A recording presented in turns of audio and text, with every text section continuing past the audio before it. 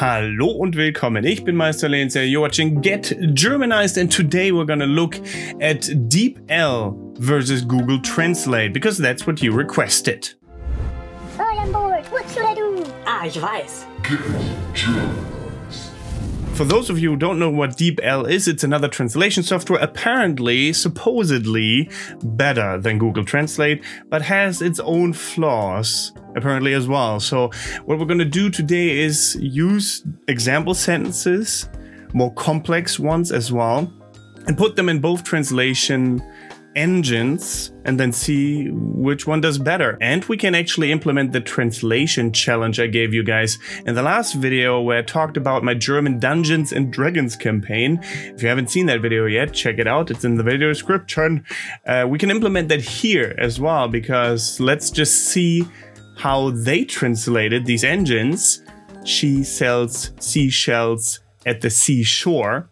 Right? That's what I wanted you to translate, and then see which one of you did it best as well. There will also be a new translation challenge at the end of this video. She sells seashells on the seashore. Sie verkauft Muscheln an der Küste. That is a bit more simplistic than what I came up with, but also correct. So 1 point so far for DeepL. Let's move on to Google Translate. Not give it any, well, base language. Let it recognize it on its own. English should be easy enough, and then see how it does translating it into German. She sells seashells on the seashore. Sie verkauft Muscheln an der Küste. The same sentence, same translation, also correct. Both did well, and I think now it's time to look at what you guys did and who wins the translation challenge from last time, and afterwards we'll continue with more example sentences. By the way, if you haven't noticed yet, let's turn this up on the big screen again. New Shari merch is out right now. New Get Germanized GermFam merch, link also in the video description. There's cups, mugs, I guess you would say. There's a white t-shirt version as well, which looks fantastic too. I have it somewhere here. Next video I might wear it. But yeah, if you're interested in buying those, they're available now. Only limited time though. Check them out now. Okay, we got one. Sie verkauft Seeschalen an der Seeküste. Not quite. Andre Boston said, sie verkauft Meeresmuscheln am Meeresufer. That is actually also correct, I am sure. My translation is a little bit different, but only like a tiny bit. So this Andre Boston did very well. And so Pro Noob here said, sie verkauft Muscheln an der Küste, which is pretty much exactly what DeepL and Google Translate came up with. So I'm not sure if you copy-pasted this, which is also legitimate. It's okay. But from all the comments I read through, those two were the most accurate. And here is now my translation. Sie verkauft Meeresmuscheln an der Meeresküste. So I used Meeres in front of it, which is the C part of the tongue twister. I didn't want to leave it out, so I just said Meeresmuscheln. You could also say Seemuscheln, but See also means a lake in German, so I thought maybe Meeres is more proper, more accurate here.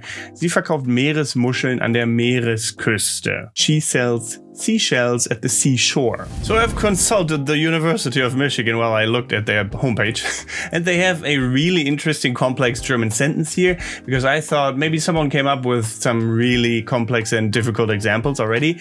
And this is a very super difficult German sentence from Kafka's The Metamorphosis, Die Verwandlung. So let's see how DeepL does with a Kafka sentence, shall we? Alright, lag auf seinem panzerartig harten Rücken und sah, wenn den Kopf ein wenig hob, seinen gewölbten, braunen, von bogenförmigen Versteifungen geteilten Bauch, auf dessen Höhe sich die Bettdecke zum gänzlichen Niedergleiten bereit kaum noch erhalten konnte. He lay on his armor-like hard back, and when he raised his head a little, he saw his arched brown belly, divided by arched stiffeners, at the height of which the blanket, ready to glide down completely, could hardly be preserved. Damn.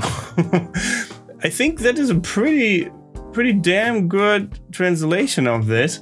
I'm not sure about stiffeners, because, you know, I was actually thinking about what is Versteifungen in English, but let's look that up actually. Well, I mean, this one dictionary, online dictionary, says it's stiffeners. I didn't know that, but DeepL did, so damn. That is a good translation of a really difficult German sentence, at least in my opinion. It's very difficult. So let's see in comparison how Google Translate does, shall we? So here I see the first mistake. He lay on his panzerartig hard back, so he just left that in German because he didn't know how to translate that, while DeepL, on the other hand, did armor-like hard back. Is panzerartig hard back in Google Translate. That's quite funny actually. And saw, if he raised his head a little, his arched brown divided by arc-shaped stiffened stomach. Well, the sentence structure is definitely off here, I think, at least. What it did is it translated it literally, I think. Brown divided by, well, it tried. Divided by arc-shaped stiffened stomach. I just like the translation by DeepL better, to be honest. It's more straightforward, more clear what it means. Let's see. He saw his arched brown belly divided by arch stiffeners. You know right away, okay, that's what they mean.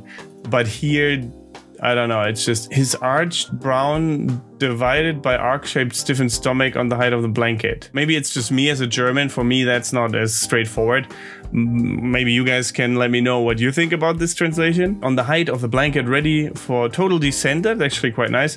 Could barely maintain. I like that. That's probably even better than hardly be preserved. Maintain might be, I mean, in my opinion at least, might be better than preserved here. But again, let me know what you think. So next up, another funny sentence also provided by the University of Michigan, thank you very much, is Rex isst Hühner, Mäuse, rohe und gekochte Eier, rohe Kartoffeln und Haare. Basically means, well, Rex eats chickens, mice, raw and boiled eggs, raw potatoes and hair. Maybe that sentence is too easy, but I thought it was quite funny. Rex being a German Shepherd most likely here. That's a pretty German Shepherd name, isn't it? Well, Google Translate said Rex eats chickens, mice, raw and boiled eggs, raw potatoes and hair. Also correct. So in this case, both did a fairly good job. It was only when the sentence was super complex that DeepL had the advantage. What people have told me about was that DeepL struggles with the polite form versus the informal form that we Germans use. Sometimes it uses both forms in the same sentence, which is super confusing. Apparently, from what I've heard. So let's test that theory, shall we? So next up will be a sentence that is my own creation. Ich bitte Sie, die Rechnung an die Firma Superelektronik auszustellen und Ihre Steuernummer hinzuzufügen. So first, DeepL, please send the invoice to the company Superelektronik and add your tax number. That is a perfect translation. Absolutely perfect. It even preserved the name Superelektronik and didn't translate it. That is really good. Let's see how Google does. I ask you to issue the invoice to the company Superelektronik and add your tax code. That is also correct, I'm pretty sure. I just don't know which is more correct. Ask you to issue the invoice to the company or send the invoice to the company. Might actually be that auszustellen is better translated with to issue. Maybe that is more formal, correct English. But I mean, I think both work, both are correct. Like there are no major mistakes, I am pretty sure at least. But since we said sometimes they struggle with using the polite form, we can only test that when we turn it around. Let the English sentence be translated into German. So let's see how that goes. Bitte senden Sie die Rechnung an die Firma Superelektronik und geben Sie Ihre Steuernummer an. The translation here by DeepL is actually really good because it used the formal, the polite version, Sie, and here Sie and Ihre. You can see this because they capitalized the S here in the Z's and the I here in the Ihre. That usually means that it's the polite form. Because if you were to write it like this with a small I, then it would be their tax number instead of the polite form for you, basically. Your tax number. Get it? Anyway, let's turn around the Google Translator example here. Ich bitte Sie, die Rechnung an die Firma Superelektronik auszustellen und Ihre Steuernummer hinzuzufügen. It also used the polite form, and the translation is correct. Well done. So in both instances, the translations were correct. They used the polite form, didn't screw up, so I'm impressed by these two.